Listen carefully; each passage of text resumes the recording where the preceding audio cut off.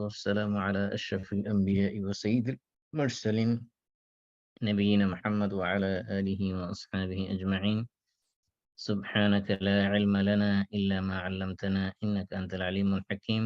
رب اشرح لي صدري ويسر لي أمري واحلل عقدة من لساني يفقه قولي.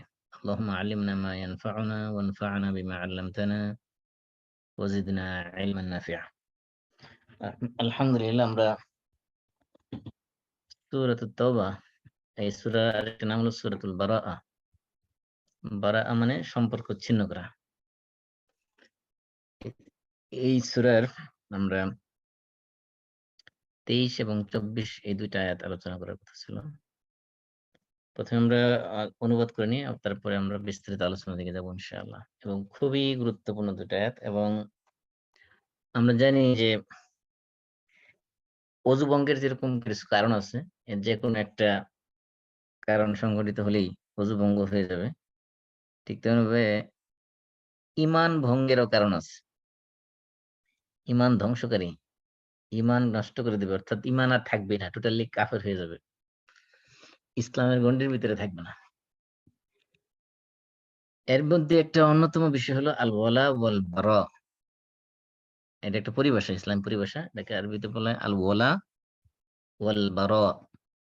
ওয়ালা মানে ওলি থেকে আসছে, মানে সম্পর্ক, বন্ধুত্ব। আর বারা মানে সম্পর্ক ছিন্ন করা। একজন মুসলিম হিসেবে আমি কার সাথে সম্পর্ক রাখবো, কার সাথে সম্পর্ক রাখতে পারবো না, এবং সম্পর্কের প্রত্যেক শ্রেণীর মানুষের সাথে সম্পর্কের গণ্ডি, সম্পর্কের পরিধি কি পরিমাণ হবে, এসব কিছু স্পেসিফিকলি ইসলামে বলে দেওয়া আছে। সেজন্য এই ওয়ালা এবং বারা এই ক্ষেত্রে যদি কারো ব্যতিক্রম হয় সম্পর্ক তৈরি করার ক্ষেত্রে, তাহলে কোন সময় সে ঈমান থেকে বেরিয়ে যাবে, খারিজ হয়ে যাবে। অযু ভঙ্গের মতো, যেমন অযু ছুটে গেছে, এরকম ঈমান ছুটে যাবে, টেরাই পাবে না। এজন্য এই সম্পর্কের দিকটা খুবই জটিল এবং খুবই গুরুত্বপূর্ণ। এজন্য আল্লাহ রাব্বুল আলামিন এখানে শুরুতেই ঈমানদারদেরকে অ্যাড্রেস করেছেন, সম্বোধন করতেছেন ঈমানদারদেরকে। প্রথমে আমি আগেও একাধিকবার বলেছি যে কোরআনে যতবার ঈমানদারকে আল্লাহ তাআলা ডাক দিবেন, বুঝতে হবে এখানে আল্লাহ তাদেরকে একটা ভালো কোনো নসিহত দিবেন অথবা কোনো খারাপ কাজ থেকে বিরত থাকতে বলবেন। এখানে আল্লাহ তাআলা কি বলতেছেন দেখেন, কোনো আদেশ করবেন অথবা কোনো নিষেধ এখানে অবশ্যই থাকবে। ইয়া আইয়ুহাল্লাযীনা আমানু যেখানেই আছে তার পরপরই কি আসবে, হয়তো আদেশ আসবে অথবা নিষেধ আসবে। এজন্য মনোযোগ দিতে হবে ইয়া আইয়ুহাল্লাযীনা আমানু বলার পরপরই। আল্লাহ বলতেছেন ইয়া আইয়ুহাল্লাযীনা আমানু, ও হে যারা ঈমান এনেছো, লা তাত্তাখিযু আবাআকুম। ইত্তাখাযা মানে গ্রহণ করা। এখান থেকে লা তাত্তাখিযু, লা তাত্তাখিজ, লা তাত্তাখিযা, লা তাত্তাখিযু, এটা কিসের সিস্টেম? এটা নাহি। আমরের অপোজিট কি? আমর মানে ইম্পারেটিভ, আদেশসূচক। এর বিপরীত হলো নাহি। নাহি মানে নিষেধ সূচক। লা তাত্তাখিযু, তোমরা গ্রহণ করো না। Don't accept, don't take. কাদেরকে? লা তাত্তাখিযু নাহি, যেহেতু এটা নিষেধ সূচক, তোমরা গ্রহণ করো না। এর ভিতরে কি আছে? ফেল আছে এবং ফাইলও আছে। ফাইল কি? ফাইল হলো দমির আনতুম। লা তাত্তাখিযু, তোমরা গ্রহণ করো না। তাহলে তাত্তাখিযু হলো ফেল, এর ভিতরে দমির আনতুম হলো ফাইল। তাহলে কাদেরকে গ্রহণ করো না? আবাকুম, তোমাদের পিতাদেরকে। তাহলে এটা হলো মফউল বিহি। আমরা ফেল, ফাইল, মফউল বিহি তিনটা পেয়ে গেলাম। লা তাত্তাখিযু, তোমরা গ্রহণ করবে না, গ্রহণ করো না। আবাকুম, তোমাদের। আবা হলো আবুনের বহুবচন। আবুন মানে পিতা, বহুবচন আবা। আবাকুম, এর মধ্যে জবর হয়েছে কি? এটা মফউল। কুম তো হলো মুদাফ ইলাইহি। তা আবা হলো মুদাফ, কুম হলো মুদাফ ইলাইহি। তা আবাকুম, তোমাদের পিতাদেরকে।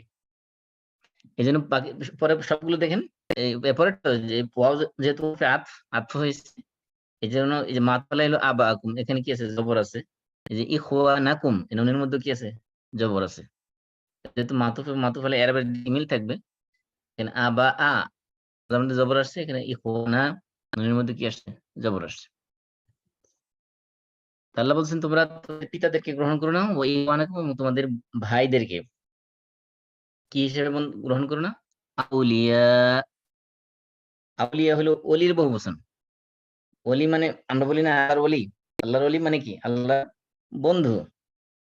তাহলে এখানে আল্লাহ বলছেন যে তোমাদের পিতাদেরকে, তোমাদের ভাইদেরকে তোমরা অভিভাবক হিসেবে, বন্ধু হিসেবে গ্রহণ করো। কোন ক্ষেত্রে গ্রহণ করবে না বন্ধু হিসেবে, অভিভাবক হিসেবে? একটা শর্ত আছে, ইনস্তাহাব্বুল কুফরা আলাল ঈমান। এই কন্ডিশন যদি পাওয়া যায়, তাহলে তাদের কি করা যাবে না? নিজের আপন পিতাকে, আপন ভাইকেও কি করা যাবে না? নিজের বন্ধু, মানে অন্তরঙ্গ বন্ধু, একেবারে অভিভাবক হিসেবে তাদেরকে গ্রহণ করা যাবে না। কোন ক্ষেত্রে? ইনস্তাহাব্বুল কুফরা আলাল ঈমান। ইন মানে যদি, ইস্তাহাব্বু মানে ভালোবাসতে চায় বা ভালোবাসে। হুব থেকে, ইস্তেহাব্বা হলো বাবা ইস্তেফাল থেকে, আহাব্বা ইহিব্বু বাবা ইফাল থেকে, আর ইস্তাহাব্বা ইস্তাহিব্বু বাবা ইস্তেফাল থেকে। মানে হুব মানে ভালোবাসা, আমরা জানি। সেখানে ইস্তাহাব্বু মানে যদি তারা ভালোবাসতে চায়, ইন মানে যদি, ইস্তাহাব্বু চায় ভালোবাসতে, কি ভালোবাসতে চায়?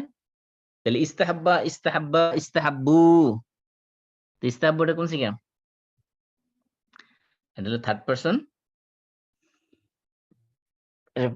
পাস্ট ফর্ম, পাস্ট টেন্সের থেকে। ইস্তাহাব্বা ইস্তাহাব্বা ইস্তাহাব্বু, যেমন এই, ফাআলা ফালা ফাআলু। তাহলে ইস্তাফআলা ইস্তাফআলা ইস্তাফআলু, এরকম। তাহলে ইস্তাহাব্বু এটা হলো third person plural for mail. অর্থাৎ তারা যদি কি চায়, ভালোবাসতে চায়। কি ভালোবাসতে চায়? ইস্তাহাব্বু তাহলে ফেল, এর মধ্যে দমির আছে আনতুম, সেটা হলো ফাইল, আর কুফর হলো কি? মফউল বিহি। তো এই জন্য কুফরের মধ্যে কি হয়েছে? জবর হয়েছে। তাহলে ইস্তাহাব্বুল কুফরা, যদি তারা কুফরকে ভালোবাসে, কিসের উপরে? আলা মানে উপরে, আর ইমান মানে ইমানের উপরে।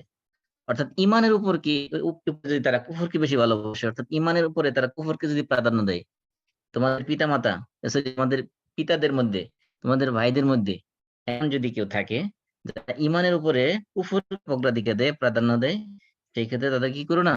অভিভাবক রূপে, বন্ধু রূপে গ্রহণ করো না। তাদেরকে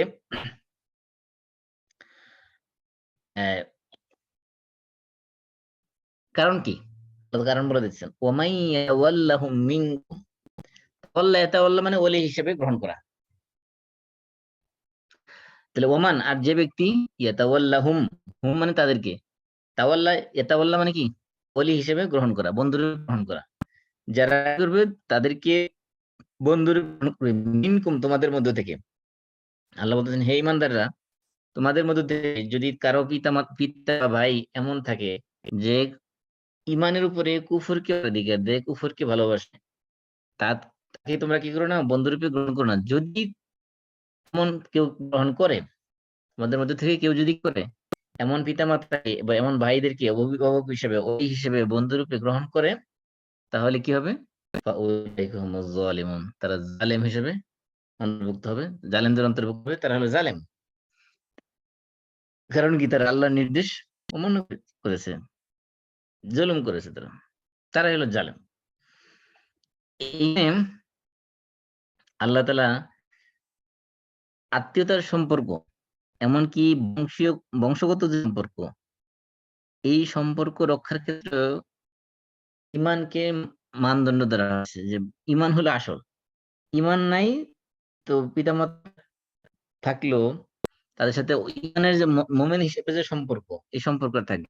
আপন ভাইও যদি হয়, সে যদি মোমেন না হয়, তার সাথেও সেই ইমানের সম্পর্ক, সেই সম্পর্ক থাকবে না। এমন আপন সন্তানও যদি হয়, সন্তান কি করা যাবে না? যে সন্তান যদি কুফরের মধ্যে থাকে, সেই সন্তানকে এই সন্তান তো সাধারণত পিতা কখনো অলি হিসেবে গ্রহণ করে না। সন্তানই পিতাকে কি করে? অলি হিসেবে গ্রহণ করে। যেহেতু অভিভাবক বলা হয়েছে, অলি মানে অভিভাবক, গার্ডিয়ান, অলি ভাবে বন্ধু, অলি ভাবে মানে একেবারে বোসম ফ্রেন্ড, বিশ্বস্ত, ট্রাস্টি যেটা বলে। হ্যাঁ, এরপর আল্লাহ তাআলা বলতেছেন, এরপরের আয়াত যেটা, এটা আল্লাহ রাসূলকে আল্লাহ তাআলা আদেশ করছেন, হে রাসূল, কুল মানে আপনি বলুন। আপনি মানে কে? আল্লাহ রাসূলকে আল্লাহ তাআলা আদেশ করতেছেন, হে রাসূল আপনি বলে দিন। এই আয়াতটা আসছে হলো হিজরতের প্রেক্ষাপটে। হিজরতের সময় সাহাবীরা, অনেক সাহাবী আছে, তাদের বাড়ি ঘর, সহায় সম্পদ, ব্যবসা বাণিজ্য, কৃষি, ক্ষেত খামার, গবাদি পশু সবকিছু স্যাক্রিফাইস করে আল্লাহকে আল্লাহ রাসূলকে ভালোবেসে এই পুরা মক্কা শহর ছেড়ে দিয়ে চলে গেছে মদিনায়। এই জন্য তাদেরই প্রশংসা, এই যে আগের যে আয়াতটা আমরা পড়েছিলাম, এখানে কিন্তু আল্লাহ তাদেরকে প্রশংসা করছেন। এই বলছেন আল্লাযীনা আমানু ওয়া হাজারু ওয়া জাহাদু ফি সাবিলিল্লাহ, এই যে আমানু যারা ঈমান এনেছে, ওয়া হাজারু হিজরত করেছে, ওয়া জাহাদু ফি সাবিলিল্লাহ এবং যারা আল্লাহর রাস্তায় জিহাদ করেছে, বিআমওয়ালিহিম ওয়া আনফুসিহিম, জান এবং মাল এবং জান দিয়ে, তাদের জন্য কি রয়েছে? আ'যামু দারাজাতান ইনদাল্লাহ, আল্লাহর কাছে তাদের জন্য রয়েছে গ্রেট রিওয়ার্ড। ও উলাইকা হুমুল ফাইজুন, তারা হলো কি সফলকাম। এই এদের আগে যেহেতু হিজরতের আলোচনা আসছে, এজন্য আল্লাহ তাআলা এই হিজরতের সময়ে যে সকল সাহাবায়ে কেরাম বা যে সকল মুমিনরা হিজরত করতে গড়িমসি করেছে, অর্থাৎ হিজরতের ক্ষেত্রে তাদের একটা এক্সকিউজ তারা পেয়েছে যে আমাদের এই ব্যবসা বাণিজ্য, এই বাড়িঘর, এই ক্ষেত খামার, এই পশু গবাদি পশু, এই সবকিছু ফালাই দিয়ে কেমনে আমরা যাব? তখন আল্লাহ তাআলা তাদেরকে একটা থ্রেট দিয়েছেন, বড় ধরনের একটা থ্রেট দিয়েছেন। আমরা অনেক সময় সন্তানকে বলি না, মনে করেন যে সন্তান বাসায় খুব দুষ্টুমি করতেছে, মা কোনো অবস্থাতেই সন্তানকে কথা শোনাতে পারতেছে না, মা ধরে মারতেও পারতেছে না। এখন ও কথা শেষ পর্যন্ত বলতেছে, দাঁড়াও তোর বাবা এসে নেক বাসায়, তারপরে বুঝা মনে, তারপর দেখবি না মজাটা।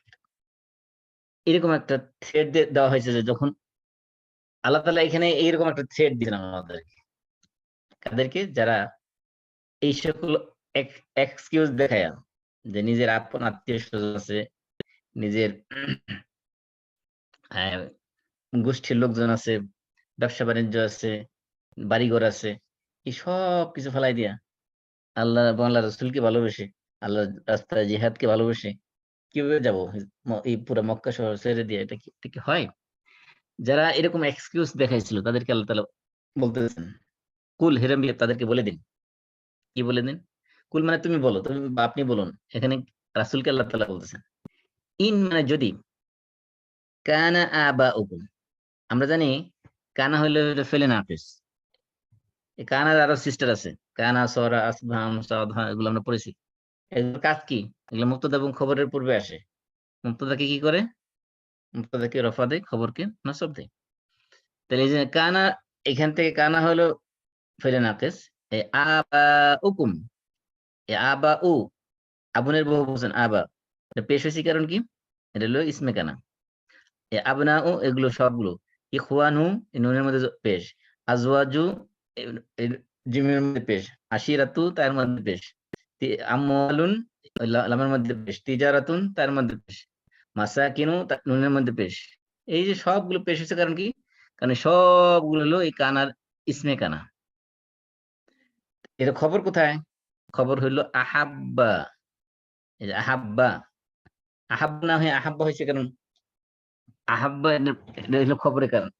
তো কান আল্লাহু আলিমান, আমরা বলছিলাম না সূত্র মুখস্থ করার জন্য সংক্ষেপে, কান আল্লাহু আলিমান, আল্লাহর উপর পেশ হয়েছে, আলিমানের মধ্যে কি হয়েছে? জবর হয়েছে। এই জন্য আহাব্বার মধ্যে কি হয়েছে? জবর হয়েছে। তাহলে এই যে এই কানার পর থেকে শুরু করে একেবারে এই আহাব্বার আগ পর্যন্ত দাওনাহা, এই পুরোটা হলো এই কানার ইসিম। আহাব্বা হলো তার পুরো খবর। এই জন্য কত বড় লম্বা এক সেন্টেন্স, পুরোটা কানার ইসিম। ইন মানে যদি, ইন কানা আবাউকুম, যদি তোমাদের পিতারা, আবাউনের আবুনের বহুবচন পিতারা, ও আবনাউকুম, আবনা হলো ইবনের বহুবচন তোমাদের সন্তানেরা, তোমাদের পিতারা, তোমাদের সন্তানেরা, ও ইখওয়ানুকুম এবং তোমাদের ভাইরা, ও আজওয়াজুকুম এবং তোমাদের স্ত্রীরা, ও আশিরাতুকুম, এখানে দেখেন কয় শ্রেণী বলা হয়েছে? আবাউকুম, আবনাউকুম, ইখওয়ানুকুম, আজওয়াজুকুম। পিতারা, সন্তানরা, ভাইরা, স্ত্রীরা।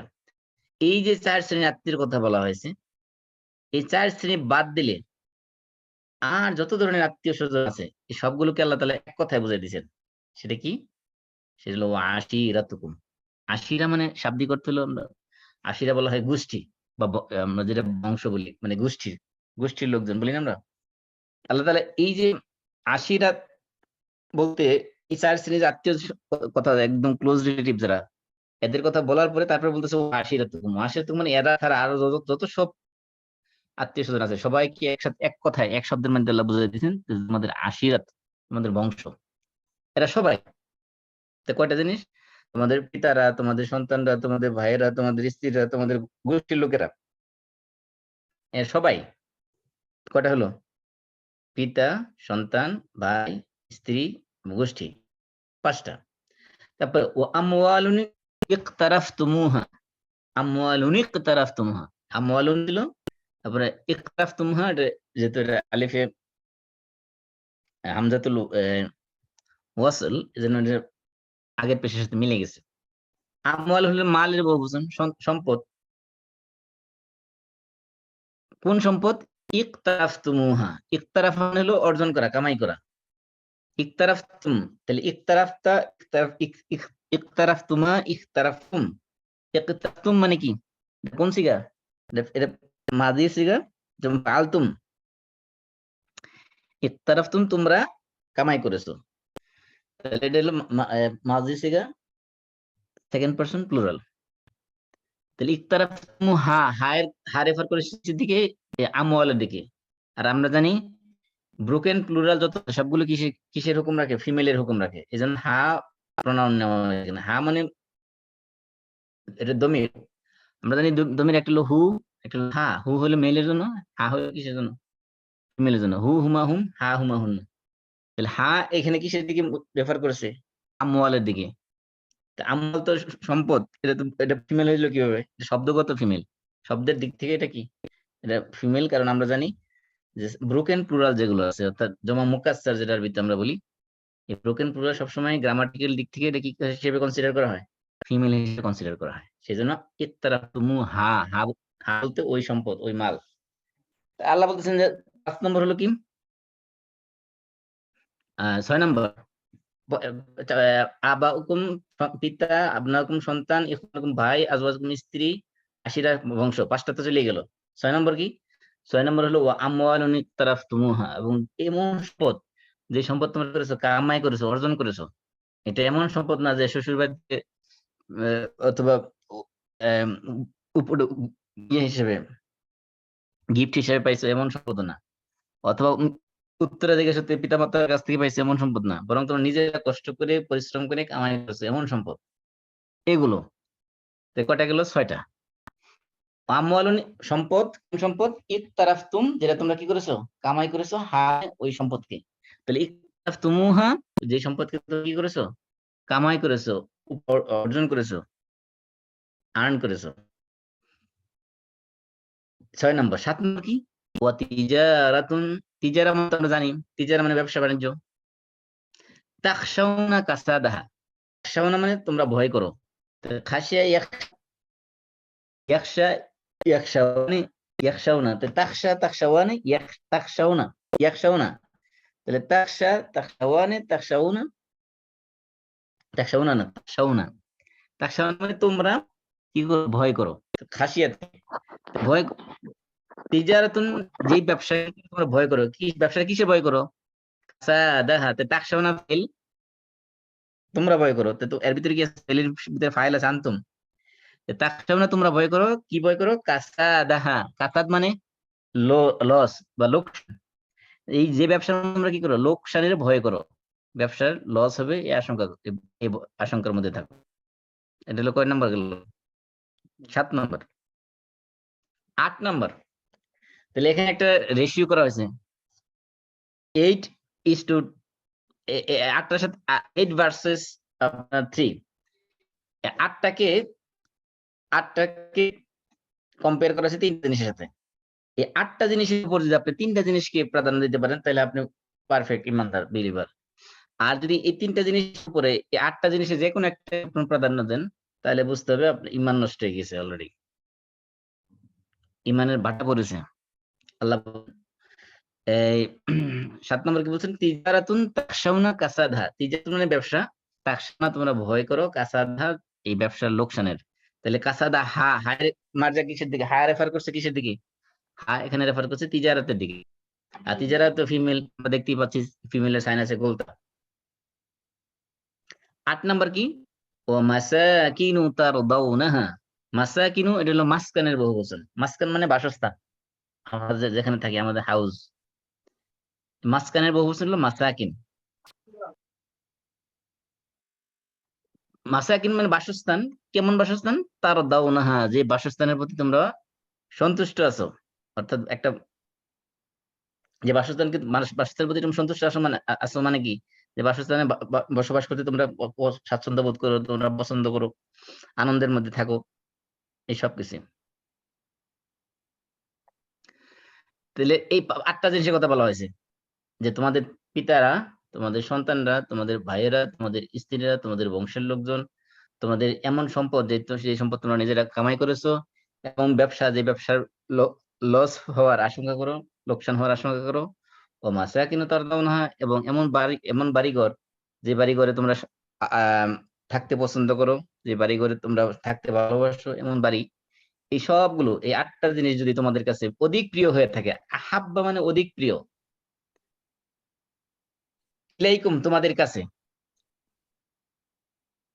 ইলা এখানে ইন্দা অর্থে আসছে, নিকটে বা কাছে, কুম মানে তোমাদের, যদি আহাব্বা ইলাইকুম তোমাদের কাছে অধিক প্রিয় হয়, অধিক ভালোবাসার বস্তু হয়ে থাকে এই 8টা জিনিস, কোন, কিসের চেয়ে? মিন, মিন মানে থেকে, মিনাল্লাহি, মিন অর্থ হলো থেকে, তাহলে নুনের উপরে জবর হলো কেন? কারণ ওই আলিফ, আল্লাহর মধ্যে যে এখানে যে আলিফ আছে, ওই আলিফের সাথে মিলানোর জন্য দুই সাকিন যখন একত্র হয়ে গেছে, এই জন্য আগের সাকিন কি করেছে, হরকত দেওয়া হয়েছে, জবর দেওয়া হয়েছে। মিনাল্লাহি ওয়া রাসূলিহি ওয়া জিহাদিন ফি সাবিলিহি। তাহলে আগে 8টা জিনিসের কথা বলা হয়েছে, এখন আরো 3টা জিনিসের কথা বলা হচ্ছে। এই 3টা জিনিসের উপরে যদি ওই 8টা জিনিসের যে কোনো একটাকে তোমরা প্রাধান্য দাও, বা ওই সবগুলোকে তোমরা যদি প্রাধান্য দাও, বেশি প্রিয় হয়ে থাকে, 3টা জিনিস কি কি আল্লাহ বলছেন? মিনাল্লাহি, এক নম্বর আল্লাহ থেকে, আল্লাহর চেয়ে যদি বেশি প্রিয় তোমাদের হয়ে থাকে এগুলো, আল্লাহ চেয়ে বেশি ভালোবাসার বস্তু যদি তোমাদের এই 8টা জিনিস হয়ে থাকে, ও রাসূলিহি, এবং তার রাসূলের চেয়ে বেশি প্রিয় যদি তোমাদের এই 8টা জিনিস হয়ে থাকে, ওয়া জিহাদিন ফি সাবিলিহি, এবং আল্লাহর রাস্তায় জিহাদ করা যদি তোমাদের, জিহাদ করার চেয়ে এই 8টা জিনিস যদি তোমাদের প্রিয় হয়ে থাকে বেশি, তাহলে এখানে কয়টার সাথে কয়টা একদম কম্পেয়ার করা হয়েছে? এই 3টা জিনিসকে বলা হয়েছে। ওই 8টা জিনিসের উপরে, এই 3টা জিনিসের উপরে যদি ওই 8টা জিনিসকে তোমরা অগ্রাধিকার দিয়ে থাকো, এই 3টা জিনিস কি? আল্লাহর ভালোবাসা, রাসূলের ভালোবাসা, এবং আল্লাহর পথে জিহাদের ভালোবাসা। এই 3টার উপরে যদি তোমাদের কাছে তোমাদের বাসস্থান, তোমাদের ব্যবসা, তোমাদের সম্পদ, তোমাদের বংশ, তোমাদের স্ত্রী, তোমাদের ভাই, তোমাদের সন্তান, তোমাদের পিতা, এরা যদি তোমাদের কাছে বেশি প্রিয় হয়ে যায় আল্লাহর চেয়ে, আল্লাহ রাসূলের চেয়ে, জিহাদের চেয়ে, তাহলে কি করো? তারাব্বাসু, জাস্ট ওয়েট, ওয়েট সি, একটু অপেক্ষা করো। ফাতাব্বাসু, দাঁড়াও, আসতেছেন। আমরা যেরকম বাচ্চাদের বলি না, দাঁড়াও খালি, তো তোমার বাবা সে লোক বাসায়, তারপরে বুঝবো না কত দানে কত চাল, এরকম আল্লাহ তাআলা থ্রেট দিয়েছেন, ফাতারাব্বাসু, তাহলে জাস্ট ওয়েট এন্ড সি, একটু অপেক্ষা করো। হাত্তা, কতক্ষণ পর্যন্ত? হাত্তা মানে যতক্ষণ না কি করে, ইয়াতিল্লাহু বিআমরি, ইয়া বি মানে নিয়ে আসে, আল্লাহ হলো আল্লাহ, আল্লাহ হলো ফাইল, বিআমরিহি তার ফয়সালা, তার রায়, তার আল্লাহ তাআলার চূড়ান্ত ঘোষণা, আল্লাহ তাআলা চূড়ান্ত ফয়সালা যতক্ষণ আল্লাহ নিয়ে নিয়ে আসার আগ পর্যন্ত তোমরা অপেক্ষা করতে থাকো, অর্থাৎ আল্লাহ ফয়সালা আসার আগ পর্যন্ত তোমরা অপেক্ষা করতে থাকো। আল্লাহর ফয়সালা কি, কিসের ফয়সালা? যদি তোমরা এটা করো তাহলে তোমাদের উপর কি আল্লাহ তাআলা দুনিয়াতে কি করবেন? শাস্তি দিবেন। আল্লাহর শাস্তির নির্দেশ আসার আগ পর্যন্ত এটা অপেক্ষা করো। দেখা যায় না তো। ওয়াল্লাহু লা ইয়াহদিল কওমাল ফাসিকিন, আর আল্লাহ তাআলা ফাসিকদেরকে কি করেন না? ভালোবাসেন না। তাহলে এই আয়াতের মধ্যে আল্লাহ তাআলা কি করেছেন? এই যে আমরা দুনিয়াতে যে জিনিসকে ভালোবাসি, এই সবগুলোর চেয়ে 3টা জিনিসকে বেশি ভালোবাসতে বলেছেন। 1 নম্বরে আল্লাহকে, 2 নম্বরে আল্লাহর রাসূলকে, 3 নম্বরে জিহাদ ফি সাবিলিল্লাহকে, আল্লাহর রাস্তায় জিহাদকে। যদি এই 3টা জিনিসের ভালোবাসা কমতি দেখা দেয় আমাদের মধ্যে, এই 3টা জিনিসের ভালোবাসার যদি এমন পর্যায়ে পৌঁছে যায় যেগুলো ওই 8টার পরে, ওই 8টা জিনিসের ভালোবাসা যদি এই 3টা জিনিসের উপর প্রাধান্য বিস্তার করে, তাহলে বুঝতে হবে আমরা আল্লাহর শাস্তির জন্য আমাদের অপেক্ষা করতে হবে। এমনকি আল্লাহ রাসূল বলছেন যে, হাদিসে আসছে যে আলাইকুমুল উমাম, তোমাদের উপর বিভিন্ন জাতির লোকেরা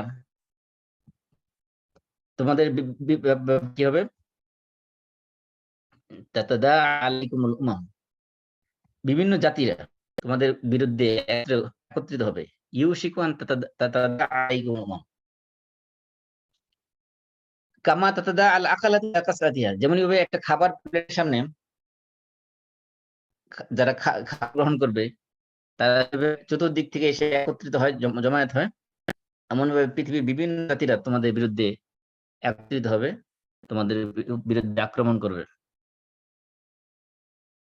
তখন জিজ্ঞেস করছেন, ইয়া রাসূলুল্লাহ, সেদিন কি আমরা মুসলমানরা সংখ্যায় কম থাকবো, এই কারণে হবে যে সারা পৃথিবীর মানুষ আমাদের বিরুদ্ধে হামলে পড়বে? তখন আল্লাহ রাসূল বলছেন, বাল আনতুম ইয়াউমাইযিন কাসীর, না, সেদিন তোমরা সংখ্যায় কম হবে না, তোমরা সেদিন অনেক হবে সংখ্যায়। ওয়ালাকিন্নাকুম গুসাউন কাগুসাইস সাইল, কিন্তু তোমরা হবে শ্যাওলায় ভেসে যাওয়া আবর্জনার মতো। মুসলমানদেরকে আল্লাহ রাসূল বলতেছেন যে যেদিন দেখবে যে পৃথিবীর সমস্ত জাতি তোমাদের উপরে খাবার প্লেটের সামনে যেরকম খাবার গ্রহণ করার জন্য চতুর্দিক থেকে এসে জড়ো হয়, এবার সমস্ত অমুসলিম জাতিরা যখন দেখবে তোমাদের বিরুদ্ধে একত্রিত হচ্ছে, ঐক্যবদ্ধ হচ্ছে, সংগঠিত হচ্ছে তোমাদেরকে আক্রমণ করার জন্য, তোমাদেরকে দুর্বল করার জন্য, তোমাদের বিরুদ্ধে ষড়যন্ত্র করার জন্য, তখন সেদিন তোমরা আসলে সংখ্যায় কম না, সংখ্যায় তোমরা অনেক বেশি, কিন্তু তোমাদের সমস্যা কি? সমস্যা হলো তোমরা অবস্থা হবে, মুসলমানদের অবস্থা হবে তোমরা হলো গোসাউন কা গোসাইস সাইল, মানে শ্যাওলায়, মানে স্রোতে ভেসে যাওয়া ময়লা আবর্জনা শ্যাওলার মতো হবে তোমাদের অবস্থা। আর কি হবে? এই কারণে কি হবে? ওয়ালায়ানজাআনাল্লাহু ফি মিন সুদুরি আদুইকুমুল মাহাবাতা মিনকুম, তোমাদের অন্তর, তোমাদের ব্যাপারে তোমাদের শত্রু যারা, তোমাদের শত্রুদের অন্তর থেকে আল্লাহ রাব্বুল আলামিন তোমাদের প্রতি যে ভয়, সেই ভয়টা উঠিয়ে নেবেন, অর্থাৎ তোমাদেরকে কেউ ভয় পাবে না। আর কি হবে? ওয়ালায়াকযিফান্না ফি কুলুবিহিমুল ওয়াহান ফি কুলুবিকুমুল ওয়াহান, আর তোমাদের অন্তরের মধ্যে আল্লাহ রাব্বুল আলামিন ওয়াহান ঢেলে দিবেন। আমরা সংখ্যায় বেশি, কিন্তু আমাদের মুসলমানদের অবস্থা হলে আমরা শ্যাওলায় ভেসে যাওয়া ময়লা আবর্জনার মতো, কোনো দাম নাই। শত্রুরা আমাদেরকে, মুসলমানদের শত্রু যারা, তারা ভয় পায় না, চিন্তা করে যে মুসলমান সে যত বড় নেতা হোক, যত বড় কিছু হোক, ওই 1 লাখ টাকা খরচ করলে তারা কিনে ফেলানো যাবে কোনো মুহূর্তে। এমনকি গোয়েন্দা বিভাগের প্রধানও কয়েক লাখ টাকা কিনে ফেলা যায়। সুতরাং এদের কোনো দাম নাই, এরা টাকার কাছে সত্যি হয়ে যায়। আল্লাহ রাসূল বলছেন তোমাদেরকে কি করা হবে? তোমাদের শত্রুদের অন্তর থেকে আল্লাহ তাআলা ভয় উঠিয়ে নেবেন। আর কি করবেন? তোমাদের অন্তরের ভিতরে ওয়াহান ঢেলে দিবেন। ওয়াহান ঢেলে দিবেন। সাহাবায়ে কেরাম জিজ্ঞেস করছে, ইয়া রাসূলুল্লাহ, মাল ওয়াহান, ওয়াহান আবার কি জিনিস? ওয়াহান কি? তো আল্লাহ রাসূল বলছেন যে ওয়াহান হলো 2টা জিনিসের নাম। একটা কি? হুব্বুদ দুনিয়া, দুনিয়ার প্রতি ভালোবাসা। 2 নম্বর হলো কারাহিয়াতুল মাউত, মৃত্যুকে অপছন্দ করা। এই 2টা কারণে, এটা সুনান আবু দাউদের হাদিস।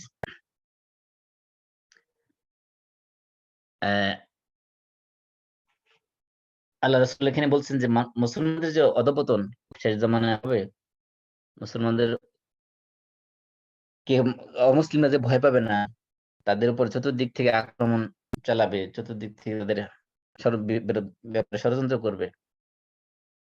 এর একটা কারণ হলো মুসলমান হবে গোসা ইসরাইল, তাদের কোনো ব্যক্তিত্ব নাই, তাদের কোনো চরিত্র নাই, তাদের কথার কোনো দাম নাই,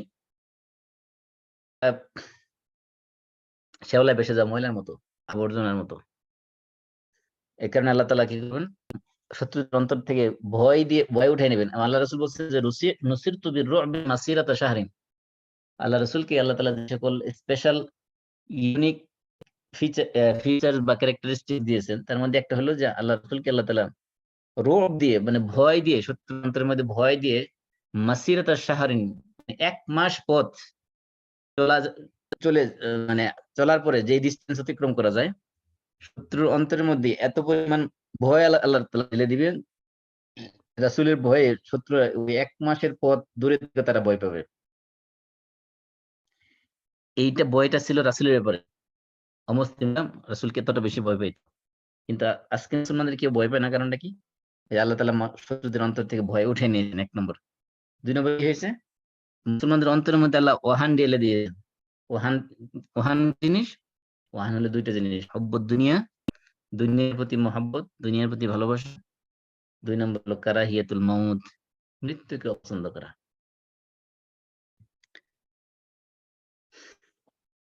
একদিন এক খলিফা একবার এক আলেমকে জিজ্ঞেস করছে যে মানুষ মরছে না কারণটা কি?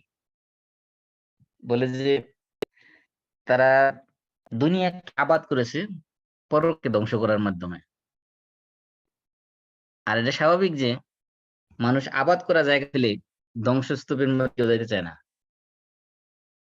আর দুনিয়াকে এত সুন্দর করে আবাদ করেছি যে আখেরাতে যে আমরা চিরস্থায়ী বাসস্থান যেটা, সেটার কথা ভুলে গিয়ে অনেক সময় যে দুনিয়া আমরা চিরকাল থাকবো এমন ভাবে দুনিয়া সুন্দর করছি, কিন্তু আখেরাতে যে চিরস্থায়ী বাসস্থান, সেই বাসস্থানের কথা অনেক সময় স্যাক্রিফাইস করে দিয়েছি, ওটাকে ভুলে গেছি। মানে আখেরাত বিক্রি করে দিয়ে হলো দুনিয়াকে সাজাইছি। এই কারণে আজকে আমাদের এই অবস্থা। এটা বলতেছিলাম যে আল্লাহ তাআলা এখানে বলতেছেন তোমাদের কাছে তোমাদের পিতারা, তোমাদের সন্তানরা, তোমাদের ভাইরা, তোমাদের স্ত্রীরা, তোমাদের বংশের লোকেরা, তোমাদের কামাই করা সম্পদ, তোমাদের ব্যবসা বাণিজ্য যেগুলো তোমাদের লোকসান হওয়ার ভয় করো, এবং যে বাড়িতে তোমরা স্বাচ্ছন্দ্য বোধ করো, বসবাস আনন্দে সুখে বসবাস করো, এই সকল বাড়িঘর, এই সব দুনিয়াবী বস্তু যদি তোমাদের কাছে আল্লাহর চেয়ে, আল্লাহ রাসূলের চেয়ে, আল্লাহ রাস্তায় জিহাদের চেয়ে বেশি প্রিয় হয়ে থাকে, জাস্ট একটু অপেক্ষা করো, আল্লাহ তাআলা ফয়সালা ছাড়া পর্যন্ত। আমরা যদি সাহাবায়ে কেরামের জীবন দেখি, তাহলে আমরা দেখতে পারবো যে সাহাবায়ে কেরাম তারা ঈমানটাকে কিভাবে বুঝেছেন। এমন আপনি যদি বদর যুদ্ধের কাহিনী পড়েন, আপনি রাহিকুল মাকতুম থেকে বদর যুদ্ধের কাহিনীগুলো পড়েন, দেখবেন সেখানে ঈমানের যে নজির সেখানে স্থাপন করা হয়েছে। বাপ সন্তানের বিরুদ্ধে যুদ্ধ করেছে, সন্তান বাপের বিরুদ্ধে যুদ্ধ করেছে, মামা বাগিনার বিরুদ্ধে যুদ্ধ করেছে, বাগিনা মামার বিরুদ্ধে যুদ্ধ করেছে, চাচা ভাতিজার বিরুদ্ধে যুদ্ধ করেছে, ভাতিজা চাচার বিরুদ্ধে যুদ্ধ করেছে, আপন আত্মীয়ের বিরুদ্ধে যুদ্ধ করেছে। তাদের প্রতি একটু মহব্বত দেখায়নি, অন্তরের মধ্যে একটু দয়াও জাগেনি। কারণ কি? কারণ তাদের সাথে ঈমানের সম্পর্ক নেই, তারা ঈমান আনেনি। আল্লাহ রাসূল বলছেন যে সালাসুন মান ফিহি, যার ভিতরে 3টা বৈশিষ্ট্য থাকবে, ওয়াজাদা বিহিন্না হালাওয়াতাল ঈমান, সেগুলোর মাধ্যমে ঈমানের স্বাদ পাবে। সেই 3টা বৈশিষ্ট্য কি কি? 1 নম্বর, মান কানা আল্লাহু ওয়া রাসূলুহু আহাব্বা ইলাইহি মিম্মা সিওয়াহুমা, যার অন্তরের মধ্যে আল্লাহ এবং আল্লাহ রাসূল হবে, আল্লাহ এবং আল্লাহ রাসূল ছাড়া পৃথিবীতে যত বস্তু আছে, যত কিছু আছে, সবকিছুর চেয়ে বেশি প্রিয় হবে যার কাছে আল্লাহ এবং আল্লাহ রাসূল, সেই ঈমানের স্বাদ পাবে। 2 নম্বর কি? ওয়া আইয়ুহিব্বাল মারআ লা ইউহিব্বুহু ইল্লা লিল্লাহ, কোন মানুষকে যখন সে ভালোবাসবে, তখন ভালোবাসবে শুধুমাত্র আল্লাহর ওয়াস্তে, আল্লাহর সন্তুষ্টির অর্জনের উদ্দেশ্যে, দুনিয়াবী কোন স্বার্থ হাসিলের উদ্দেশ্যে কাউকে ভালোবাসবে না। 2 নম্বর বৈশিষ্ট্য। 3 নম্বর বৈশিষ্ট্য কি? ওয়া ইয়াকরাহা আন ইয়াউদা ফিল কুফর বাদা আন আনকাযাহু আল্লাহু মিন, আল্লাহ রাব্বুল আলামিন তাকে কুফর থেকে মুক্তি দেওয়ার পরে আবার কুফরের দিকে ফিরে যাওয়াটা এমন ভাবে পছন্দ করে, যেমন তাকে আগুনে নিক্ষেপ করাটাকে কেউ অথবা আগুনে নিক্ষিপ্ত হওয়াকে সে যেভাবে অপছন্দ করে, তেমনি ভাবে কুফরের দিকে আবার ফিরে যাওয়াকে সে অপছন্দ করে। এই 3টা গুণ যদি কারো ভিতরে থাকে, তাহলে সে কিভাবে সে ঈমানের স্বাদ ভোগ করতে পারবে। এবং আল্লাহ রাসূল আরেক হাদিসে বলছেন যে ওয়াল্লাযী নাফসি বিয়াদিহি, সেই সত্তার কসম যার হাতে আমার প্রাণ, অর্থাৎ আল্লাহর কসম করে আল্লাহ রাসূল বলতেছেন, লা ইউমিনু আহাদুকুম হাত্তা আকুনা আহাব্বা ইলাইহি মিন ওয়ালিদিহি ওয়া ওয়ালাদিহি ওয়ান নাসি আজমাইন, যে তোমাদের কেউ ঈমানদার হতে পারবে না যতক্ষণ না তার অন্তরের মধ্যে আমি রাসূলকে তার নিজের জীবনের চেয়ে, আহাব্বা ইলাইহি মিন ওয়ালিদিহি তার পিতার চেয়ে, ওয়া ওয়ালাদিহি তার সন্তানের চেয়ে, ওয়ান নাসি আজমাইন পৃথিবীর সমস্ত মানুষের চেয়ে যদি আমি রাসূলকে যতক্ষণ না বেশি ভালোবাসবে, ততক্ষণ পর্যন্ত সে প্রকৃত ঈমানদার হইতে পারবে না। আরেক হাদিসে আসছে যে আব্দুল্লাহ ইবনে হিশাম বলতেছেন যে আমরা রাসূলুল্লাহ সাল্লাল্লাহু আলাইহি ওয়াসাল্লামের কাছে একদিন ছিলাম। রাসূলুল্লাহ সাল্লাল্লাহু আলাইহি ওয়াসাল্লাম সেদিন ওমর রাদিয়াল্লাহু আনহু হাত ধরে আছিলেন। তখন ওমর রাদিয়াল্লাহু তাআলা আনহু বললেন, ইয়া রাসূলুল্লাহ লা আনতা আহাব্বু ইলাইয়া মিন কুল্লি শাইইন ইল্লা মিন নাফসি, ইয়া রাসূলুল্লাহ আপনি আমার কাছে সবকিছুর চেয়ে বেশি প্রিয়, সবকিছুর চেয়ে বেশি আপনাকে বেশি ভালোবাসি, কিন্তু আমার জীবনের চেয়ে বেশি ভালোবাসি না। তখন আল্লাহ রাসূল বলছেন, লা ওয়াল্লাযী নাফসি বিয়াদিহি, সেই আল্লাহ, সেই সত্তার কসম যার হাতে আমার প্রাণ, হাত্তা আকুনা আহাব্বা ইলাইকা মিন নাফসিকা, যে তুমি যতক্ষণ পর্যন্ত ঈমানদার হতে পারবে না, যতক্ষণ না তোমার অন্তরের মধ্যে, ওমরকে আল্লাহ রাসূল বলতেছেন, যতক্ষণ না তোমার অন্তরের মধ্যে আমি রাসূলকে বেশি ভালো না বাসবে, তখন তুমি ঈমানদার হতে পারবে না।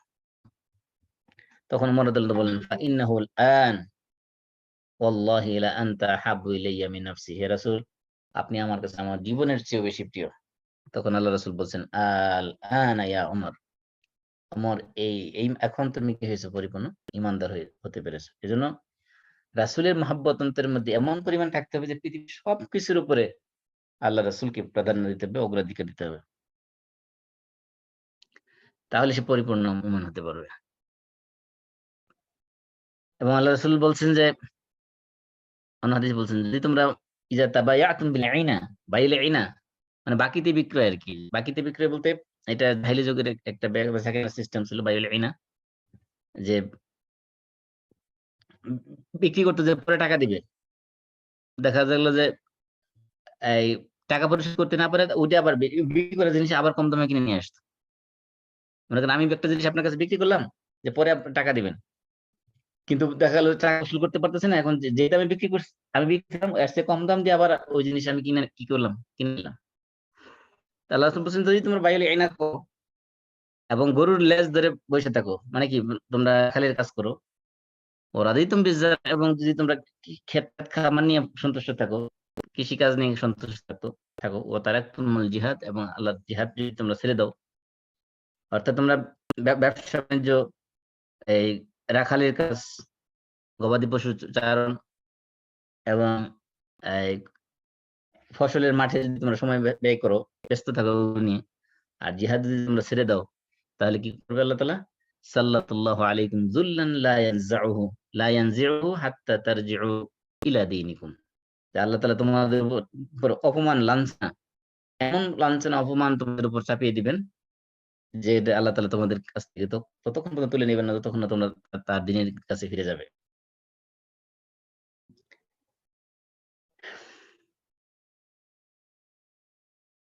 এইখানে আমরা কয়েকটা উদাহরণ দেখার চেষ্টা করি, যে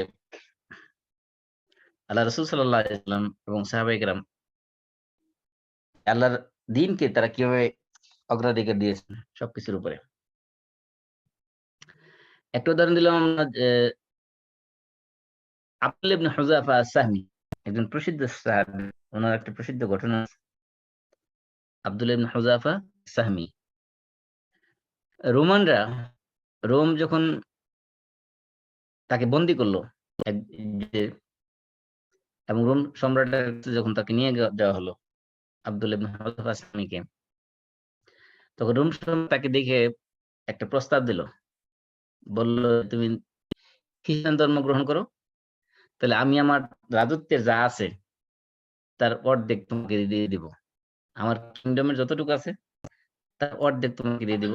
মানে তোমাকে পার্টনারশিপ বানাই দেবো আমার রাজত্বের। আর কি করবো, উজা উইজুকা ইবনাতি, আমার মেয়েকে তোমার সাথে বিয়ে দিব।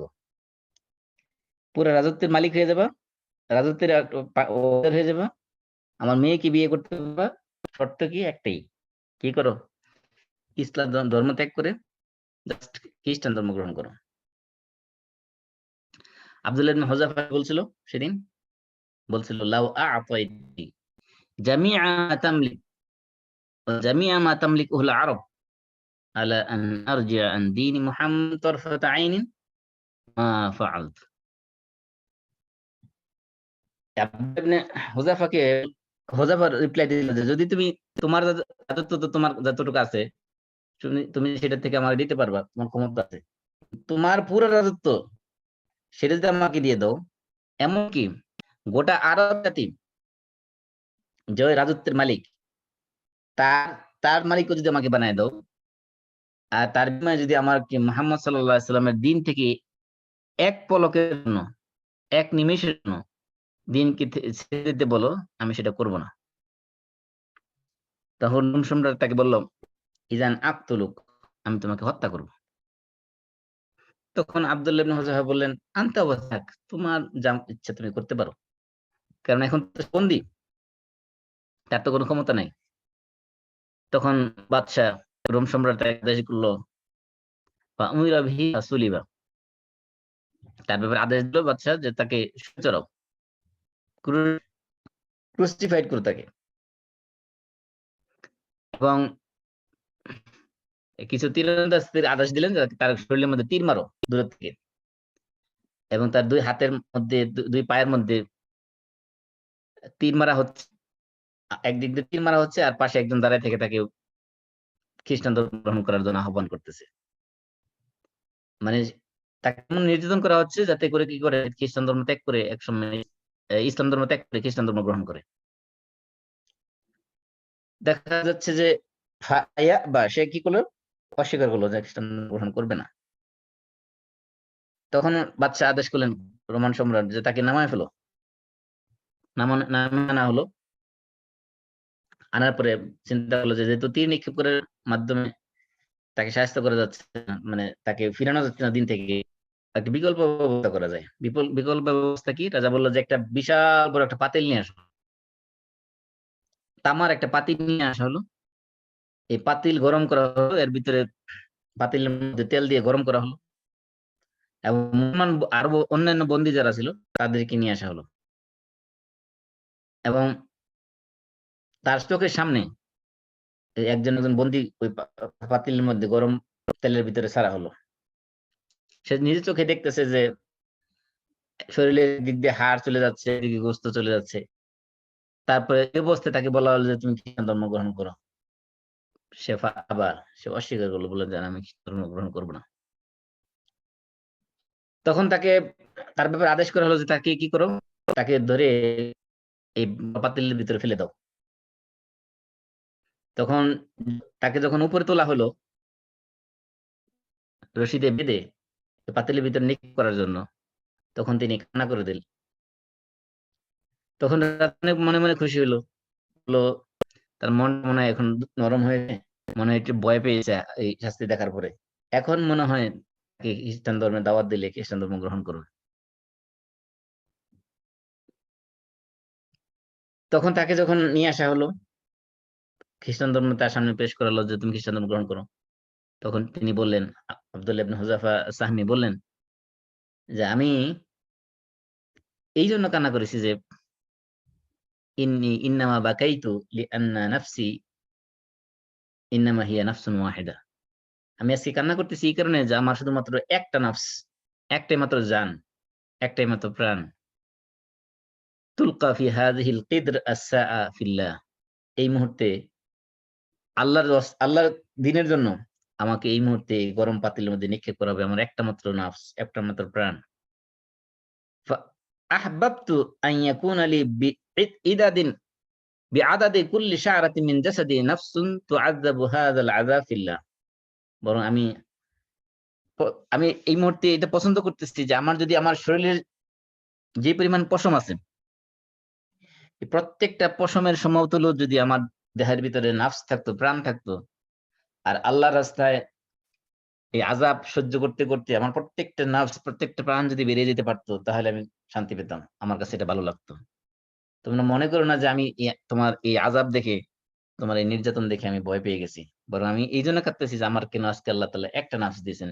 আমার শরীরে যত পশম আছে সমস্ত পশমের সমস্ত পরিমাণ নাফস কেন আমার দেহের ভিতর দিল না, তাহলে আমি আরো বেশি আল্লাহর জন্য, আল্লাহর দ্বীনের জন্য আযাব ভোগ করতে পারতাম। তারপরে বিলাল রাদিয়াল্লাহু তাআলা ঘটনা তো আমরা জানি যে তাকে প্রচন্ড রৌদ্রের মধ্যে মরুভূমির বালিতে শোয়ায় রেখে তার বুকের উপর বড় পাথর দিয়ে রাখা, চাপার দিয়ে রাখা হতো যাতে সে এদিক সেদিক নড়তে না পারে, এবং সেই গরমের উত্তাপে পাথরের মরুভূমির উপরে সূর্যের তাপ, নিচে বালির উত্তাপ, সে আল্লাহ রাব্বুল আলামিনকে আহাদ আহাদ বলে, এক আল্লাহকে ডাকতো, আহাদ আহাদ বলে চিৎকার করতো। এবং হাবিব ইবনে যায়েদ আল আনসারী, তার কাহিনী আমরা জানি যে মুসাইলামা আল কাযযাব যে বর্ণ নবী দাবি করেছিল, বর্ণ নবুয়তের দাবিদার ছিল, সে মুসাইলামা আল কাযযাব তাকে আটক করলো। আটক করে জিজ্ঞেস বলতেছে হাবিব ইবনে যায়েদকে বলতেছে, আতাশহাদু আন্না মুহাম্মাদার রাসূলুল্লাহ, তুমি কি এই সাক্ষ্য দাও যে মুহাম্মদ আল্লাহর রাসূল? হাবিব ইবনে যায়েদ বললেন, হ্যাঁ নাম, আমি তো এই সাক্ষ্য দিই যে মুহাম্মদ আল্লাহর রাসূল। তখন মুসাইলামা বলতেছেন, আতাশহাদু আন্নী রাসূলুল্লাহ, তুমি কি এই সাক্ষ্য দাও যে আমি আল্লাহর রাসূল? মুসাইলামা নিজে রাসূল দাবি করতেছে, বলছে তুমি কি এই সাক্ষ্য বিশ্বাস করো, এই সাক্ষ্য দাও যে আমি আল্লাহর রাসূল? তখন হাবিব ইবনে যায়েদ বললেন, লা আসমা, আমি শুনি না। মানে তুমি কি কইছো আমি শুনি নাই। তখন তাকে নির্যাতন করতে করতে তার একটা একটা করে শরীরের অঙ্গ কেটে ফেলা হলো। একবার করে প্রশ্ন করে, আর সে বলে লা আসমা, আমি শুনি না তোমার কথা।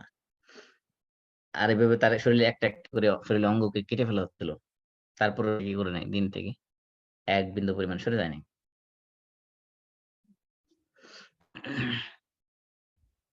ইমাম বুখারী একটা বুখারী শরীফে একটা চমৎকার ঘটনা বর্ণনা করেছেন আনাস ইবনে মালিক রাদিয়াল্লাহু তাআলা থেকে। আনাস ইবনে মালিক বলতেছেন যে আমার চাচার নাম ছিল আনাস ইবনে নদর। আনাস ইবনে মালিক তার চাচার নামও কি? চাচার নাম হলো আনাস ইবনে নদর। তিনি বদর যুদ্ধে অংশগ্রহণ করতে পারেন। আনাসের চাচা বদর যুদ্ধে অংশগ্রহণ করতে পারেনি। তখন রাসূলের কাছে এসে বললেন, ইয়া রাসূলুল্লাহ, আমি আপনি মুশরিকদের বিরুদ্ধে প্রথম যে যুদ্ধটা করেছেন সেটাতে আমি অংশগ্রহণ করতে পারি নাই। যদি আমাকে সুযোগ দেন, মুশরিকদের বিরুদ্ধে অন্য কোন যুদ্ধে উপস্থিত হওয়ার যদি আমাকে সুযোগ দেন, তাহলে আমি আল্লাহকে দেখাবো যে আমি কি করতে পারি। তো বদরের পরের যুদ্ধ কোনটা? উহুদ যুদ্ধ।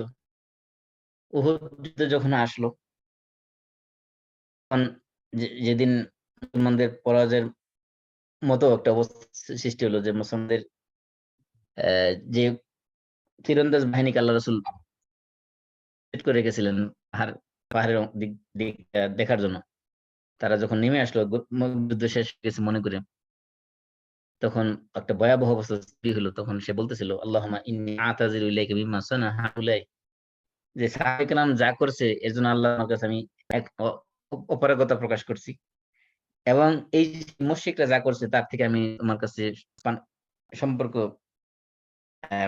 এর থেকে আমি নিজেকে মুক্ত করছি। এরপরে তিনি যুদ্ধের জন্য ঝাঁপিয়ে পড়লেন মুশরিকদের বিরুদ্ধে। বললেন, ইয়া সা'দু, ইয়া সা'দ ইবনে মুআজ। সা'দ ইবনে মুআজের যখন সামনে পেলেন, যখন যুদ্ধের জন্য যাচ্ছেন উহুদের, সা'দ ইবনে মুআজকে যখন সামনে পাইলেন, সা'দ ইবনে মুআজকে বলতেছেন, আল জান্নাতু ওয়া রাব্বান নদর, রবের কসম, আল জান্নাতু ইন্নী আজিদু রিহাহা মিন দুনি উহুদ। বলতেছে আমি উহুদ পাহাড়ের পিছন থেকে, উহুদের পাহাড়ের পিছন থেকে আমি এখনই জান্নাতের সুঘ্রাণ পাচ্ছি, জান্নাতের ঘ্রাণ পাচ্ছি। তারপরে সে এই যুদ্ধের মধ্যে যে দেখালো, যুদ্ধ শেষে যখন তার লাশ সংগ্রহ করা হলো, বলতেছেন ফাওয়াজাদনা বিহি বিদআন ওয়া সামানিনা দরবাতান বিসাইফ আও তানাতান বিরুম আও রামিয়ান বিসাহম ওয়াজাদনাহু ক্বাদ কুতিল ওয়া ক্বাদ মুসিলা বিহিল মুশরিকুন ওয়া ক্বাদ মাসা বিহিল মুশরিকুন ফামা আরিফাহু আহাদুন ইল্লা উখতু বিবুনানিহিম। আনাস ইবনে মালিক বলতেছেন যে ওনার লাশ যখন পাওয়া গেল, ওনার লাশকে মুশরিকরা এমন ভাবে বিকৃত করেছে অত্যাচার করতে করতে, যে তাকে কেউ চিনতে পারতেছিল না যে আসলে এটা কে। তো ওনার আপন বোন, আনাস ইবনে নদরের আপন বোন, উনি এসে আঙ্গুলের মাথা দেখে চিনতে পারছে যে এটা আমার ভাই।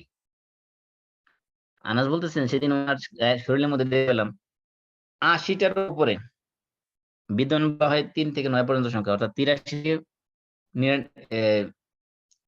৯৯ পর্যন্ত, ৮৯ পর্যন্ত, ৮৩ থেকে ৮৯ পর্যন্ত যে কোনো সংখ্যা হতে পারে। অর্থাৎ 80-র উপরে ওনার শরীরের মধ্যে জখম দেখা গেল, কোথাও তরবারির আঘাত, কোথাও বর্ষার আঘাত, কোথাও তীরের আঘাত, এভাবে দেখা গেল।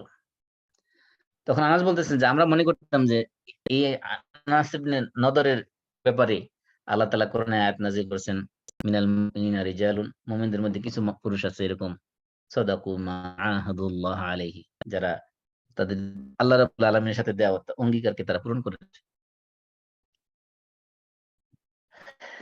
এমনকি আমরা জানি মুনাফিক সর্দার আব্দুল্লাহ ইবনে উবাই, তার ছেলে ছিল মুসলিম, তার ছেলের নাম আব্দুল্লাহ, বাপের নাম আব্দুল্লাহ, ছেলের নাম আব্দুল্লাহ।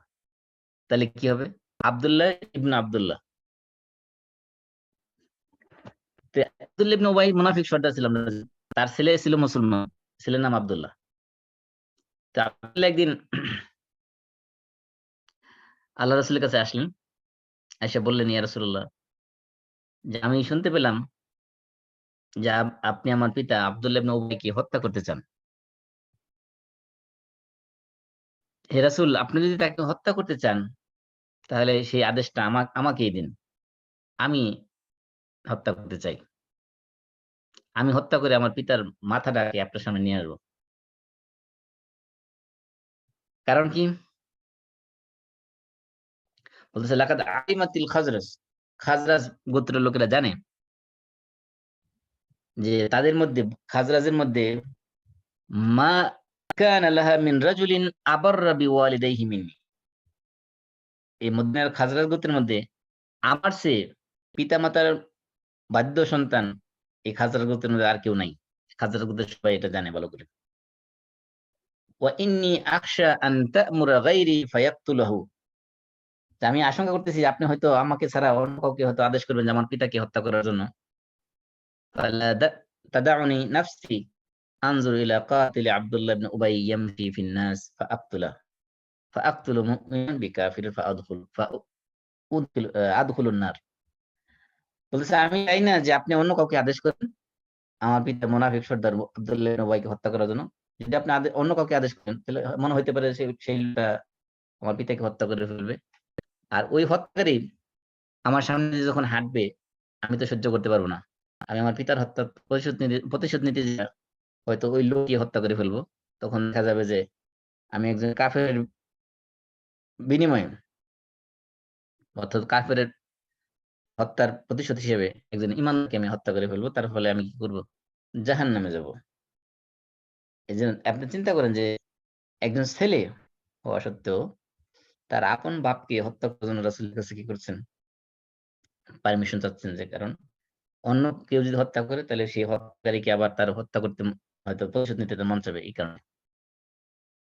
এমনকি আব্দুল্লাহ ওনার আব্দুল্লাহ ইবনে উবাইর ছেলে আব্দুল্লাহ মদিনাতে কি করলেন? মসজিদে নববীর উম দরজার মধ্যে সামনে দাঁড়ায় রইলেন এবং তরবারি খোলা তরবারি নিয়ে দাঁড়ায় আছেন। ওনারা যখন আসলেন, আব্দুল্লাহ ইবনে উবাই যখন আসলেন মসজিদে ঢোকার জন্য, বললেন যে পিছনে চলে যান। উম যেদিকে আসছেন ওদিকে চলে যান। ওরাক মালাকা ওয়াইহাক। তো বাবা বলতেছেন, আব্দুল্লাহ ইবনে উবাই বলতেছেন, তোমার কি হলো? তুমি ধ্বংস হও। তখন বলতেছেন যে ওয়াল্লাহি লা তাজুজু হাত্তা ইয়াযানা লাকা রাসূলুল্লাহ সাল্লাল্লাহু আলাইহি ওয়াসাল্লাম, যা আপনি এই সামনে আগাইতে পারবেন না একটু যতক্ষণ না আপনাকে ঘরের লোকজন আল্লাহ রাসূল অনুমতি দিবেন। চিন্তা করেন, নিজের সন্তান বাপকে ঘরের মধ্যে ঢুকতে দিতেছে না, রাসূল অনুমতি দিয়ে তারপরে কি করতে পারবে? সে ঢুকতে পারবে। তখন আব্দুল্লাহ তার ছেলের ব্যাপারে যে রাসূলের কাছে অভিযোগ করলেন, তখন আল্লাহ রাসূল বলছেন, ওয়াল্লাহি, আব্দুল্লাহ বলতেছেন, ছেলে বলতেছেন, ওয়াল্লাহি ইয়া রাসূলুল্লাহ লা ইয়াদখুলুহা হাত্তা তা'যান লাহু ফাআযানাহু রাসূলুল্লাহ ফাআজারজাহু। যে আল্লাহ রাসূল সাল্লাল্লাহু আলাইহি ওয়াসাল্লাম তাকে বললেন যে ঠিক আছে, তাকে ঢোকার অনুমতি দেওয়া হলো। তখন আব্দুল্লাহ তার পিতাকে ঢোকার জন্য অনুমতি দিলেন। এই যে দেখেন, পিতা এবং পুত্রের সাথে সম্পর্ক, ঈমানের সম্পর্ক এখানে।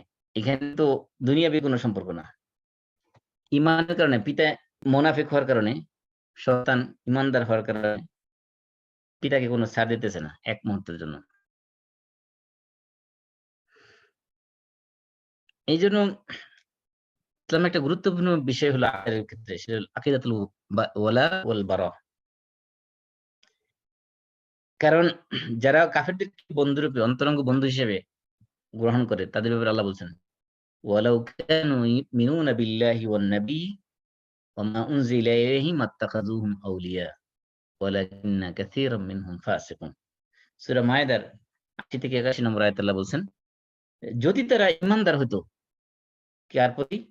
আল্লাহর প্রতি এবং রাসূলের প্রতি যদি তারা ঈমান আনতো, এবং আল্লাহর রাসূলের উপর যে কিতাব নাযিল হয়েছে, ওয়া মা উনজিলা ইলাইহি, রাসূলের প্রতি যা নাযিল হয়েছে কোরআন, এই কোরআনের প্রতি যদি তারা ঈমান আনতো, আত্তাখাযুহুম আউলিয়া, তাহলে তারা কখনোই কাফেরদেরকে বন্ধু হিসেবে গ্রহণ করতো না, কাফেরদেরকে অভিভাবক হিসেবে গ্রহণ করতো না। ওয়ালাকিন্না কাসীরাম মিনহুম ফাসিকুন, কিন্তু তাদের অধিকাংশই কি? ফাসিক। এজন্য ইমাম ইবনে তাইমিয়া বলছেন যে লাউ দিয়ে যেতে আল্লাহ শর্ত এটা একটা জুমলা শর্তিয়া, মানে কন্ডিশনাল সেন্টেন্স। যদি তারা ঈমান আনতো আল্লাহর প্রতি, রাসূলের প্রতি আর কোরআনের প্রতি, তাইলে তারা কি করতো না? কাফেরদেরকে বন্ধু হিসেবে গ্রহণ করতো না। তার মানে কি? বোঝা গেছে যারা কাফেরদেরকে বন্ধু হিসেবে গ্রহণ করে তাদের আসলে ঈমানই নেই।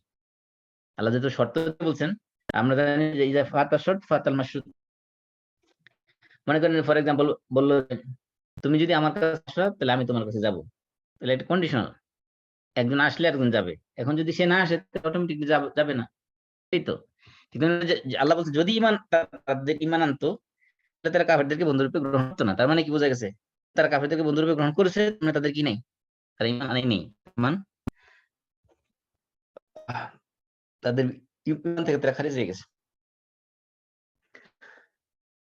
রাসূল জিজ্ঞাসা করল, আবু যর রাদিয়াল্লাহু তাআলা আনহু, আল্লাহ রাসূল জিজ্ঞেস করলেন, আবু যর, ইউ ওরাল ঈমানে আওসাক, ঈমানের কোন ধৈর্যটা বেশি মজবুত? তখন আবু যর বললেন, আল্লাহু ওয়া রাসূলুহু আ'লাম, আল্লাহ এবং আল্লাহর রাসূল ভালো জানেন। তখন আল্লাহ বলেছেন, আল মুওয়ালাতু ফিল্লাহ, আল্লাহর জন্য বন্ধু বানানো, ওয়াল মুআদাতু ফিল্লাহ, আল্লাহর জন্য শত্রু বানানো, ওয়াল হুব্বু ফিল্লাহ ওয়াল বুগদু ফিল্লাহ, আল্লাহর জন্য মানুষকে ভালোবাসা এবং আল্লাহর জন্য মানুষকে ঘৃণা করা। এজন্য এই ওয়ালা এবং বারা, বন্ধুত্ব এবং শত্রুতা যে হবে, এই ওয়ালা এবং বারা ৩ টা শ্রেণী আছে, ৩ টা প্রকার আছে। এগুলো লম্বা এক টপিক, বিস্তারিত টপিক। এগুলো নিয়ে অনেক লম্বা থিসিস হয়েছে। বিশেষ করে সূরাতুল মুমতাহানা যদি পড়েন তাহলে বিষয়টা আরো বেশি ক্লিয়ার হয়ে যাবে। সূরা মুমতাহানা পুরোটাই হলো আপনার বন্ধুত্ব এবং শত্রুতার ক্ষেত্রে ঈমানের এবং কুফরের যে সম্পর্ক, এই সম্পর্কের লিমিট কতটুকু হবে, এগুলো নিয়ে ওয়ালাল বারা নিয়ে বিস্তারিত আলোচনা আছে সূরা মুমতাহানার মধ্যে। সেগুলো সহ এবং এই ওয়ালাল বারা সম্পর্কে আরো বিস্তারিত আলোচনা ইনশাআল্লাহ আমরা আগামী দিনে। বিশেষ করে এই ২ টা আয়াত খুব বেশি, বেশি করে পড়বেন, ভালো করে পড়বেন এবং নিজের বুঝার চেষ্টা করবেন এবং নিজের জীবনের সাথে মিলানোর চেষ্টা করবেন। আমার জীবনে কি আমি আল্লাহকে, আল্লাহর রাসূলকে, আল্লাহর দ্বীনের জন্য জিহাদকে বেশি পছন্দ করি কিনা? নাকি দুনিয়াকে বেশি? এই যে দুনিয়ার যে ৮ টা জিনিসের কথা আল্লাহ তাআলা বলছেন, নিজের পিতামাতা, নিজের সন্তান, নিজের স্ত্রী, নিজের ভাই, নিজের বংশ, নিজের সম্পদ, নিজের বাড়িঘর, নিজের ব্যবসা-বাণিজ্য, এগুলোকে আমি আল্লাহর চেয়ে, আল্লাহ রাসূলের চেয়ে, আল্লাহর দ্বীনের জন্য সংগ্রাম করার চেয়ে বেশি পছন্দ করি কিনা? যদি করে থাকি তাহলে বুঝতে হবে আমার ঈমানকে রিনিউ করার, নবায়ন করার সময় আছে এখনো। আল্লাহ রাব্বুল আলামিন আমাদেরকে তৌফিক দান করেন। ইনশাআল্লাহ বাকি আরো অনেক লম্বা আলোচনা আছে। আমরা আগামী দিন শেষ করব ইনশাআল্লাহ। কারো কোনো প্রশ্ন আছে? মাসুম ভাই, ছোট ২টা প্রশ্ন আছে। একটা হচ্ছে যে এখানে যে বলা হয়েছে যে ওয়াজওয়াজুকুম, মানে তোমাদের স্ত্রীরা। তো এখানে কি এই আজওয়াজুকুম বলতে শুধু স্ত্রীরাই বোঝায়, নাকি স্ত্রী সা কোনো মহিলা যদি হয়ে থাকে তাহলে তার স্বামীর ব্যাপারেও এই অংশটা বিবেচ্য হবে কিনা? আর দ্বিতীয় হচ্ছে যে রাসূলের মহব্বতের কথা বলা হয়েছে যে আহাব্বা ইলাইহি মিনাল্লাহি ওয়া রাসূলিহি। রাসূল সাল্লাল্লাহু আলাইহি ওয়াসাল্লাম তো এখন জীবিত নয়। তো এই অবস্থায় এই মহব্বতটা আমরা কোন কাজের মাধ্যমে বা কিভাবে এটা প্রমাণ করব যে রাসূলকে আমরা বেশি মহব্বত করি? হুম, জাযাকুমুল্লাহ। মাশাআল্লাহ সুন্দর প্রশ্ন। প্রথম কথা হলো যে আজওয়াজ এই শব্দটা হলো জাউজের বহুবচন। আর কোরআনে জাউজ শব্দটা সাধারণত ইংলিশে যেটা আমরা স্পাউস বলি, স্পাউস এই জাউজ থেকে আসছে। মানে স্বামী স্ত্রী যে কোনো একজনকে জাউজ বলা হয়। যেমন কোরআনের মধ্যে আল্লাহ তাআলা জাউজ, যদিও এটা এই স্ত্রীলিঙ্গের জন্য সাধারণত জাউজা ব্যবহার করে, শেষে গুলতা হিসেবে ব্যবহার করা হয়, কিন্তু কোরআনে অনেক জায়গায় গুলতা ছাড়া ব্যবহার করা হয়েছে। যেমন আল্লাহ বলছেন ওয়াকুলনা ইয়া আদাম উসকুন আনতা ওয়া যাওজুকা, এবং আমরা সূরা বাকারার মধ্যে আছে, আল্লাহ বলছেন ওয়াকুলনা, আমরা বললাম, ইয়া আদম, হে আদম, উসকুন আনতা ওয়া যাওজুকা, তুমি এবং তোমার জাউজ বসবাস করো। জাউজ মানে এখানে কি? হাওয়া আলাইহিস সালাম। তাহলে স্ত্রীকেও আল্লাহ তাআলা এখানে জাউজ, স্ত্রীকে বোঝানোর জন্য জাউজ শব্দ ব্যবহার করেছেন। এই জন্য জাউজ দ্বারা স্বামীও বোঝায়, জাউজ দ্বারা স্ত্রী বোঝায়। কিন্তু এখানে এই জন্য দুইটা অর্থ হতে পারে, স্ত্রীগণ হতে পারে, স্বামীও হতে পারে। যে এটা যদি স্ত্রীর ক্ষেত্রে সাধারণত এখানে যেটা হয় যে আহ, হিজরতের ক্ষেত্রে সাধারণত স্ত্রীর চেয়ে স্বামীদের ভূমিকাটা থাকে বেশি। এমন এমন তো স্ত্রী পাওয়া যাবে না যে স্বামীকে রেখে সে একাই চলে যাবে। স্বামী তো এখানে লিড দিবে, মূল দায়িত্ব স্বামীর হাতেই। হিজরতের ক্ষেত্রে মূল ডিসিশন তো স্বামী নিবে, কারণ তার যে সহায় সম্পদ আছে, বাড়িঘর আছে, ব্যবসা বাণিজ্য আছে, গবাদি পশু আছে, এগুলো সে বিক্রি টিক্রি করে গুছাই গাছায় তো একবার যেতে হবে। এজন্য মূলত লিডটা থাকে সেক্ষেত্রে স্বামীর হাতেই, কর্তৃত্বটা সেক্ষেত্রে স্বামীর হাতেই থাকে অধিকাংশ সময়। ব্যতিক্রম একটা হতে পারে। এটা হলো প্রথম কথা। দ্বিতীয় হলো যে রাসূলুল্লাহ সাল্লাল্লাহু আলাইহি সাল্লাম আমাদের কাছে নাই, কিন্তু আমরা রাসূলকে যে সবচেয়ে বেশি ভালোবাসি সেটা আমরা প্রমাণ দিব কিভাবে? এটার উপরে পুরো 1 ঘন্টা লেকচার দিতে হবে। আমি সংক্ষেপে যেটা বলি সেটা হলো যে মুতাবাআতুর রাসূল। এক কথায় যদি আমরা বলি যে জীবনের প্রত্যেকটা ক্ষেত্রে রাসূলের যতগুলো সুন্নাহ আছে সমস্ত সুন্নাহগুলোকে আমার জীবনে আঁকড়ে ধরা চেষ্টা করা, এবং কোন সুন্নাহকে তুচ্ছ মনে না করা। এটা সুন্নাহগুলোকে যত বেশি আমি ভালোবাসবো, বুঝতে হবে যে রাসূলের মহব্বত আমার প্রতি তত বেশি।